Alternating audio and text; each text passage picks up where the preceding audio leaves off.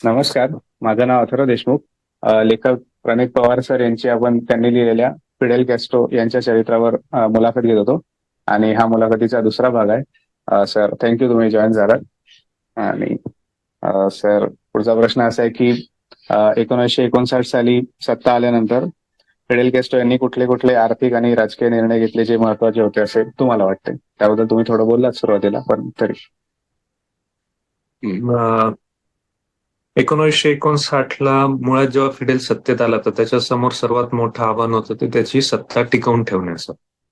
कारण की America was very confident की ठीक आहे, म्हणजे हे जरी बंड झालेलं असलं, म्हणजे यापूर्वी अशी अनेक बंड झाली होती की जी अमेरिकेने नमवली होती, किंवा एखादा जरी बंड करून सत्तेवर आला तर अमेरिका एवढा ताकदवान होता की तो त्या व्यक्तीला आपल्या बाजूने वळवू शकत होता. तर फिडेल कॅस्ट्रोच्या बाबतीतही तसंच झालं. म्हणजे सुरुवातीला फिडेलचं जेव्हा म्हणजे मी ते पुस्तकात मेन्शन केलेलं आहे, जेव्हा फिडेल सत्तेत येत होता, ही चिन्ह दिसत होती आणि बटिस्टा देश सोडून जाण्याच्या तयारीत होता, तेव्हा अमेरिकेकडनं एक असा प्रयत्न झाला सुद्धा होता की त्यांनी फिडेलला अप्रोच केलेला आणि फिडेलला कॉन्टॅक्ट करून आपल्या बाजूने वळवण्याचा प्रयत्न केला होता. तसं झालं, पण त्यांचा तो प्रयत्न काही यशस्वी झाला नाही. आणि त्याच्यानंतर त्यांना अशी खात्री होती की फिडेलचं हे बंड परत आपण उधळून लावू, म्हणजे पुन्हा तिथे अंतर्गत अँटी फिडेल मुवमेंट चालवून आपल्याला आपल्या हाताशी एखाद्या व्यक्तीला, फिडेल कॅस्ट्रोच्या विरोधकाला आपल्या हाताशी पकडायचं आणि पुन्हा एक अँटी फिडेल मुवमेंट चालवायची आणि फिडेलची सत्ता परत पलटवायची, असा प्रयत्न अमेरिकेकडनं होणार हे जग जाहीर होत. त्याचाच परिणाम म्हणून बे ऑफ पिग्ज इन्व्हेजन झालं, ज्याच्यात युनायटेड फ्रूट कंपनीच्या सहाय्याने आणि सीआयएच्या मदतीने 1500 सैनिकांनी क्युबावर आक्रमण केलं होतं.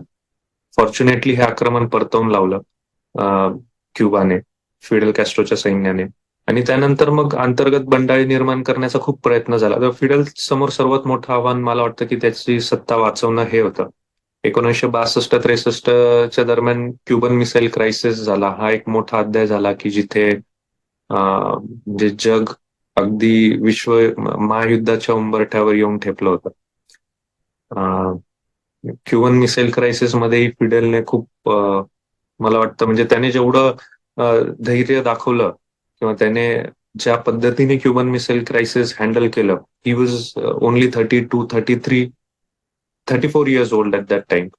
आणि अमेरिकेच्या दबावाला पुन्हा तो घाबरला नाही आणि क्युबन मिसाईल क्रायसिस मध्येही त्याने ज्या पद्धतीने राजकीय परिस्थिती हाताळली, मला वाटतं की ते एक महत्वाचं प्रकरण ठरतं क्युबाच्या याच्यात.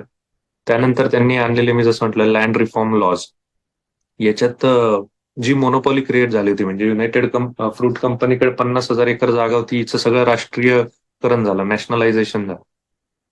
कॅस्ट्रो कुटुंबाची जी जमीन होती ती पण सरकार जमा झाली. आणि त्याच्यानंतर मग ह्या जमिनींचं काय म्हणतात त्याला, आपण म्हणतो फेअर डिस्ट्रीब्युशन करण्यात आलं. म्हणजे जे रिसोर्सेस क्युबाकडे होते त्यांनी प्रयत्न केला की याचं फेअर डिस्ट्रीब्युशन व्हावं. याच्यात एक ड्रॉबॅक झाला की अमेरिकेने त्यांच्यावर आर्थिक निर्बंध लावले. म्हणजे अमेरिका सोबत कुठलाही ट्रेड यानंतर क्युबाचा झालेला नाही, जो आतापर्यंत त्यांच्यावर आहे निर्बंध. त्याचा यांना खूप मोठा फटका बसला, फिडेल आणि त्याच्या कारकिर्दीला, किंवा त्याच्या सत्तेतही खूप हार्डशिप्स मधनं गेला क्युबा.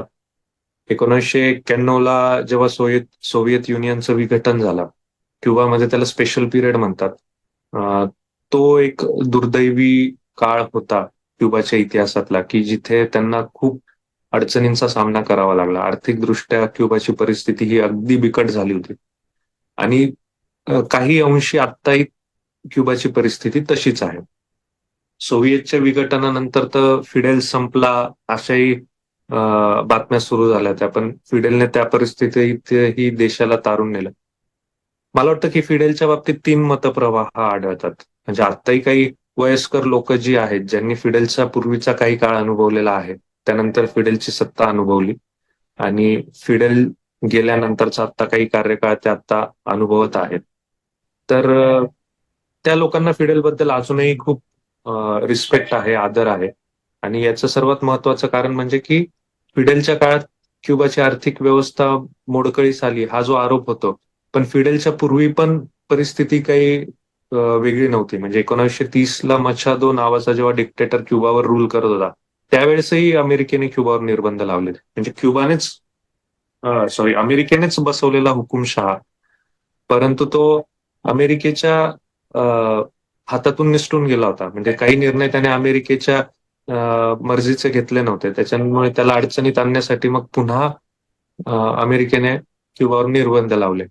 आणि म्हणजे हे सुरूच होतं. हे फिडेल येण्याच्या पूर्वी पण होतं आणि फिडेल आल्यानंतरही अमेरिकेने पूर्ण पद्धतीने फिडेल आणि त्याच्या सरकारची कोंडी करण्याचा प्रयत्न केला.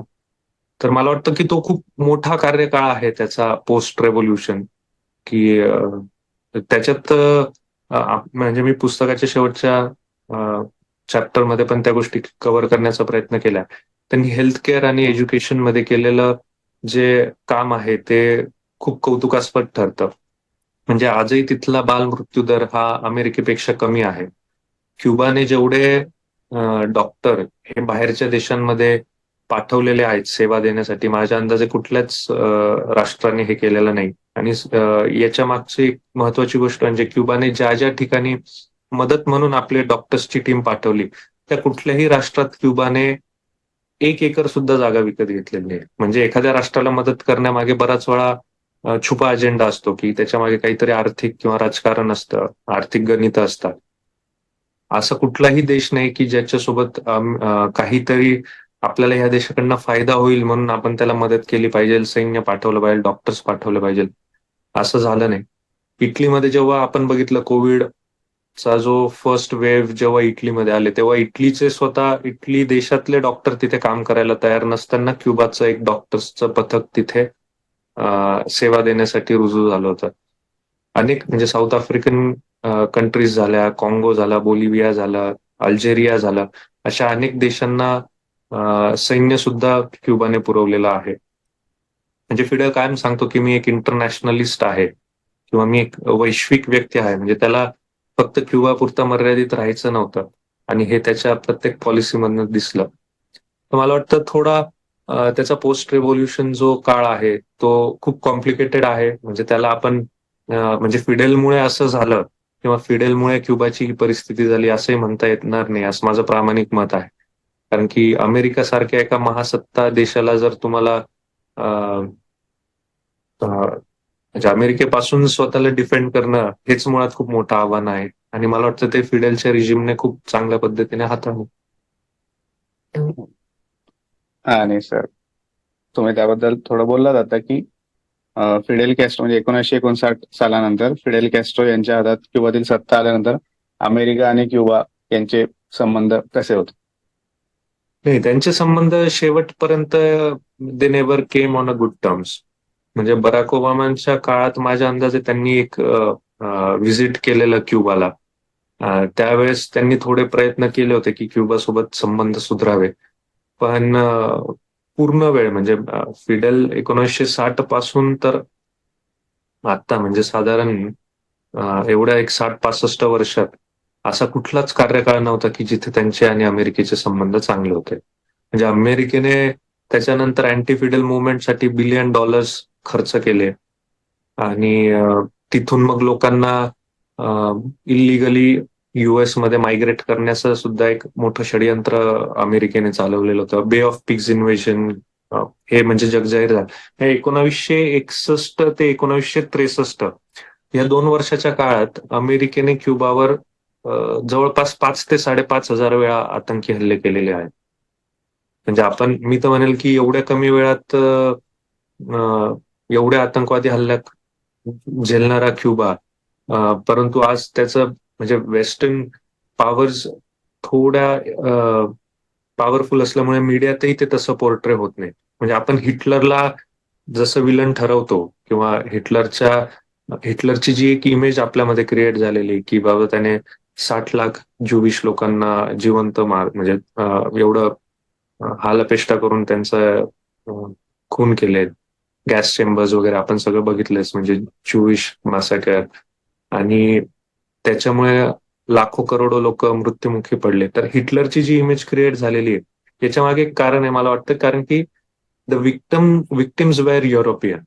म्हणजे हिटलरने ज्या लोकांवर अत्याचार केला हे सगळे युरोपियन होते, म्हणून त्यांच्या दुःखांना वाट तरी मिळाली. तसं अमेरिकेचं किंवा विस्टन चर्चिल यांचं नाही झालं. म्हणजे ब्रिटनने जसं किंवा चर्चिल यांच्यामुळे जो बेंगाल फेमिन झाला आपण म्हणतो की ज्याच्यात 30 लाख भारतीय मृत्युमुखी पडले, पण आपण विस्टन चर्चिलला कुठल्याच मीडियाने असं विलन म्हणून रंगवायचं नाही, म्हणजे जे फॅक्ट आहे तसं दाखवलं. सेम अमेरिकेचं होतं. अमेरिकेने दक्षिण अमेरिका खंडात केलेले अत्याचार इतके टोकाचे आहेत आणि आजच्या घडीपर्यंत मी तर म्हणतो करोडो लोक किंवा लाखो लोक अमेरिकेच्या या दबावामुळे, ह्या अत्याचारामुळे, गुलामगिरीमुळे मृत्युमुखी पडले. परंतु अमेरिकेची तशी इमेज तयार होत नाही. म्हणजे हे दुर्दैव आहे, कारण की अमेरिकेने अन्याय हा युरोपियन लोकांवर किंवा गोऱ्या लोकांवर नाही केला, तर तो दक्षिण अमेरिकन खंडातील लोकांवर केला. तर मला वाटतं की ही एक अत्याचाराची पार्श्वभूमी, किंवा अजूनही अमेरिका ज्या पद्धतीने या खंडात अत्याचार करत आलेला आहे, तर मला वाटतं याला कुठेतरी योग्य स्थान मिळावं लिटरेचरमध्ये किंवा मीडियामध्ये. आणि सर, तुम्ही आधी बोललात की अमेरिकेने क्युबावर आर्थिक निर्बंध लादले होते, तर याचा तोटा क्युबाला झालाच असणार.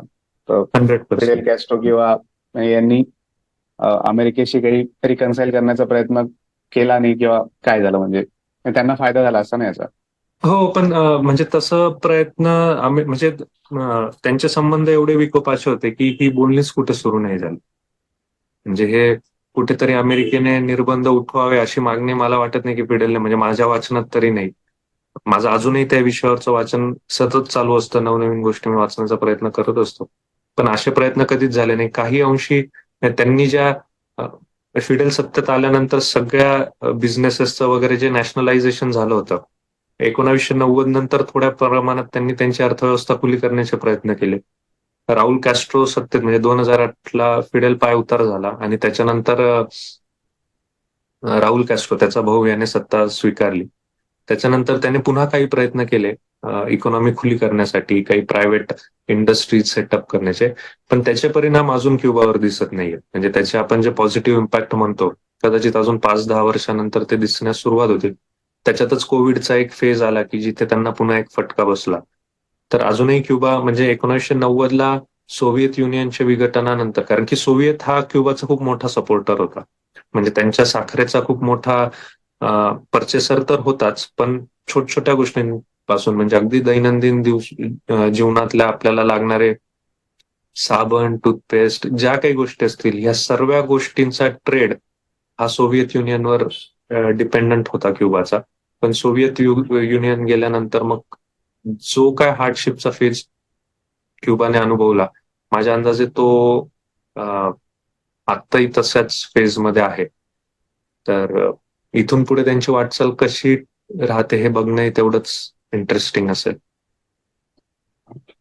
आणि सर, फिडेल कॅस्ट्रो यांच्यावर जी टीका केली जाते त्याबद्दल सांगू शकाल का? म्हणजे ते एक हुकुमशहा होते, त्यांच्या सत्तेत मानवाधिकारांचे उल्लंघन झाले आणि क्युबातील क्रांतीनंतर अनेक क्युबन नागरिकांनी देश सोडला आणि त्यांच्या सत्तेच्या काळात क्युबाची अर्थव्यवस्था बिघडली, त्याबद्दल तुम्ही बोलला सरी. तर अशी टीका त्यांच्यावर केली जाते, तर त्याबद्दल काय वाटतं तुम्हाला? बरोबर, म्हणजे मला वाटतं की तो हुकुमशहा होता, ही टीका म्हणण्यापेक्षा दॅट वॉज अ फॅक्ट. ही म्हणजे ही मी टीका या स्वरूपात घेत नाही, कारण की फिडेलच्या आधी क्युबातही हुकुमशहाच होते. म्हणजे असा तर्क की लोकशाही, म्हणजे आता मी त्याला एक वेगळं उदाहरण देतो की आपण शिवाजी महाराजांवर अशी टीका नाही करू शकत की त्यांच्या काळात लोकशाही नव्हती, राजेशाही होती. म्हणजे त्यावेळेसची तिथली परिस्थितीच तशी नव्हती. तर मला वाटतं क्युबा पण तेवढा परिपक्व नव्हता, किंवा त्याच्यात म्हणजे क्युबाच्या अंतर्गत राजकारणात जो हस्तक्षेप होता, तर क्युबाची त्यावेळेसची सामाजिक राजकीय परिस्थिती ही लोकशाही पूरक मुळातच नव्हती. फिडेल कॅस्ट्रो हुकुमशहा झाला, 100% झाला, पण याच्या आधी त्याने लोकशाही मार्गाने इलेक्शन पण लढवलं. तो लोकशाही मार्गाने राष्ट्राध्यक्ष होण्याच्या तयारीतही होता, पण मग अशी काय परिस्थिती आली की त्याला देश सोडून जावं लागलं. म्हणजे मला वाटतं की हे अभ्यासणं महत्वाचं ठरतं की त्यावेळेसची परिस्थिती खरंच लोकशाही पूरक होती का? तर ती बिलकुलही नव्हती. फिडेल सत्तेत आल्यानंतर तो हुकुमशहा झाला, सत्तेत आल्यानंतर सत्ता टिकवण्यासाठी जे काय डावपेच खेळावे लागतात ते सगळे फिडेलला खेळावे लागले. ज्या फिडेलवर 638 वेळा खुनाचा प्रयत्न होतो, तो त्याची सत्ता टिकवण्यासाठी माझ्या अंदाजे त्याने जे काही मी जसं म्हटलं डावपेच खेळले, अर्थातच त्याच्यात काही प्रमाणात मानवाधिकारांचं उल्लंघन झालं असेल, पण ज्या एक्स्ट्रीमला जाऊन त्याच्यावर टीका होते, म्हणजे मला वाटतं ते माझ्या तरी वाचनात आलेल्या गोष्टी, म्हणजे जसं चे गुवेरा आणि फिडेलवर एक आरोप कायम होतो की त्यांनी त्यांचा क्रांतिकारक लढा जेव्हा सिएरा माएस्ट्राच्या जंगलांमधनं सुरू केला होता तेव्हा निष्पाप लोकांचे त्यांनी हत्या केली. पण आजपर्यंत मी जेवढंही चे गुवेराचं साहित्य वाचलं किंवा जेवढे फिडेल कॅस्ट्रोचं वाचलं, आजपर्यंत एकही त्यांच्या बायोग्राफरने स्टेटमेंट दिलेलं नाहीये की ह्या ठिकाणी त्याने ह्या निष्पाप व्यक्तीची हत्या केली. मुळात स्थानिक लोकांच्या पाठिंब्यामुळेच हे यांचं गनिमी काव्याने लढा यशस्वी करू शकले होते. तर अगेन इट इज मोठा विषय आहे, त्याच्यात अनेक मत प्रवाह असू शकतात, पण मला वाटतं की त्याचा इतिहास थोडा बारकाईने अभ्यासल्यानंतर त्याच्याविषयीचं जजमेंट एवढं हार्श राहणार नाही, एवढं तर मला नक्की वाटतं. म्हणजे त्याची दुसरी बाजू पण तेवढीच अभ्यासली गेली पाहिजे. म्हणजे आपण फक्त फिडेल हुकुमशाह आहे म्हणून मग फिडेल कॅस्ट्रो वाचायचाच नाही. म्हणजे बऱ्याच वेळा असं होतं की अरे नाही, मग तो हुकुमशाह होता आणि मग आपण त्याच्या पलीकडच्या गोष्टी किंवा त्याची दुसरी बाजू समजून घेण्याचा प्रयत्नच करत नाही. तर मला वाटतं की ह्या टीकाही योग्य आहे, या चर्चा याच्यावर झाल्या पाहिजेत. फिडेल हुकुमशाह झाला तर तो का हुकुमशाह झाला असेल, फिडेलने मानवाधिकारांचं उल्लंघन केलं असेल तर का केलं असेल. हे मला वाटतं 650 वेळा जर खुनाचा प्रयत्न झाल्यानंतर माणूस थोडा तरी असुरक्षित होत असेल, त्याचा त्याच्यावर सायकोलॉजिकली काय इम्पॅक्ट झाला असेल. मग अमेरिकेला एवढी गरज का भासावी की इतका महासत्ता देश आणि त्याला फिडेललाच फार मारायचं होतं. तर मग ह्या सगळ्या गोष्टी पण त्याला कारणीभूत ठरतात असं मला वाटतं. हो. आणि सुरुवातीला तुम्ही बोलला तरी फिडेल कॅस्ट्रो यांच्यावरील या पुस्तकातून कुठली गोष्ट तुम्हाला लोकांपर्यंत पोहोचवणं महत्वाचं वाटतं? मला मला हेच वाटतं, एक तर म्हणजे इतिहास हा खूप वेगवेगळ्या परसेप्शनने बघितला जाऊ शकतो. दर इज नथिंग, म्हणजे असं ब्लॅक अँड व्हाईट किंवा हे असं आहे हे तसं आहे इतकं सहज कॅटेगराईज करता येण्यासारखं नसतं. फिडेलच्या बाबतीतही तसंच होतं की फिडेल नक्की कसा होता हे याचा अजूनही आपण शोधच घेतोय सगळे. मी त्याच प्रयत्नात आहे आणि एका न्यूट्रल पर्स्पेक्टिव्हने आपण फिडेल कॅस्ट्रोकडे बघितलं पाहिजे. माझं म्हणणं एवढंच आहे. म्हणजे त्याच्यावरची टीका ही योग्य आहे, पण त्याची जी चांगली बाजू आहे ती पण आपण तेवढ्याच मोठ्या मनाने स्वीकारली पाहिजे. हीच गोष्ट मला वाटतं की या पुस्तकात अधोरेखित व्हावी. सर, थँक्यू, तुम्ही मुलाखत दिली आणि मला वाटतं मुलाखत खूप चांगली झाली. सरांची पुस्तक विकत घेण्याची लिंक मी या व्हिडिओच्या डिस्क्रिप्शन मध्ये देत आहे, तर ज्यांना इंटरेस्ट असेल ते चेक करू शकता. Sir, thank you sir. Thank you so much. Thank you.